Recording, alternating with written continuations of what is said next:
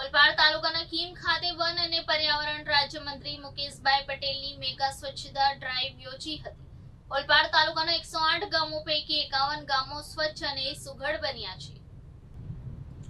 કચરા મુક્ત સ્વચ્છ ભારત અને કચરા મુક્ત સ્વચ્છ રાજ્યની નેમ સાથે શરૂ કરાયેલી રાષ્ટ્રવ્યાપી સ્વચ્છતા હી સેવા ઝુંબેશ અંતર્ગત ઓલપાડ તાલુકાના કીમ ખાતે વન પર્યાવરણ રાજ્યમંત્રી શ્રી મુકેશભાઈ પટેલ સ્વચ્છતાની મેગા ડ્રાઈવમાં જોડાયા હતા. પ્લાસ્ટિક મુક્ત સ્વચ્છ ગામ બનાવવા જેસીબી ટ્રેક્ટર, કચરાપેટીની ગાડી અને સ્વચ્છતા કર્મીઓ સાથે કીમ ખાતે મંત્રીશ્રીએ સ્વચ્છતા મેગા ડ્રાઈવ આરંભી હતી. સાથોસાથ વન પર્યાવરણ મંત્રીશ્રીએ પોતાના દત્તક ગામ મુળદની સરપ્રાઇઝ વિઝિટ લીધી હતી. ગામમાં સ્વચ્છતા સાથે આરોગ્યની સુવિધા, રોડ, રસ્તા, સીસીટીવી કેમેરા, પાણી, તળાવ, શાળા, મંદિર સહિતની દરેક સુવિધાઓ અને તેની જાળવણી નિહાળીને મંત્રીશ્રી પ્રભાવિત થયા હતા.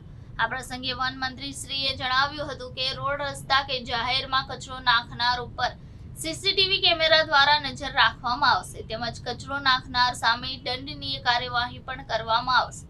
જાહેર માર્ગો પર કરાયેલા દબાણ હટાવવા અધિકારીઓને તાકીદ કરી હતી તેમજ આપણા ઘર સુધી આવતા door to door garbage collection વાહનમાં જ કચરો નાખવા ગ્રામજનોને અપીલ કરી હતી. મંત્રીશ્રીએ વધુમાં જણાવ્યું હતું કે દેશમાં સ્વચ્છતા અભિયાન જન આંદોલન બન્યું છે. ગુજરાતને સ્વચ્છતામાં અગ્રેસર બનાવવા માટે સઘન સફાઈ ઝુંબેશો ચલાવવામાં આવી રહ્યા છે.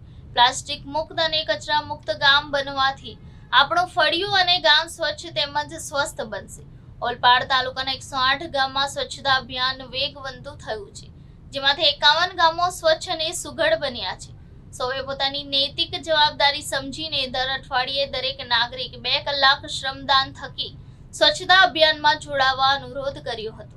આ સ્વચ્છતા અભિયાનમાં તાલુકા પંચાયત પ્રમુખ ગીતાબેન પટેલ, ઉપપ્રમુખ કિરણભાઈ પટેલ, ન્યાય સમિતિ અધ્યક્ષ લાલુભાઈ પાઠક, તાલુકા સંગઠન પ્રમુખ બ્રિજેશભાઈ પટેલ, કુલદીપભાઈ, કીમ ગામ સરપંચ પ્રવીણભાઈ પટેલ, ગ્રામ પંચાયતના સભ્યો અને અગ્રણીઓ, વિવિધ એનજીઓના પ્રતિનિધિઓ, નગરજનો જોડાયા હતા.